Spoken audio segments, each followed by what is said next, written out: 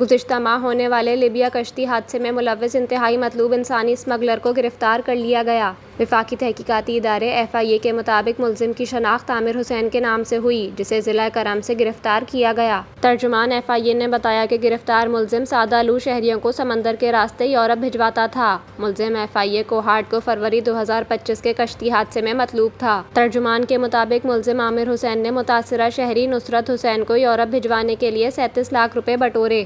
ملزم نے دیگر ساتھیوں کی ملی بھگت سے متاثرہ شہریوں کو لیبیا کے راستے اٹلی بھجوانے کی کوشش کی۔ ترجمان FIA کا کہنا ہے کہ ملزم کے ساتھی منیر حسین اور احمد اسلم، شاہ فیصل اور واجد علی UAE، لیبیا اور اٹلی سے نیٹ ورک چلا رہے ہیں۔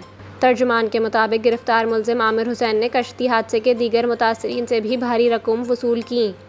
ملزم کے زیر استعمال بینک اکاؤنٹ پہلے ہی ضبط کیا جا چکا ہے۔ گینگ کے دیگر ملزمان کی بیرون ملک سے گرفتاری کے لیے انٹرپول سے رابطے کیے جا رہے ہیں۔ کشتی حادثات میں ملوث عناصر کے خلاف کریک ڈاؤن جاری ہے۔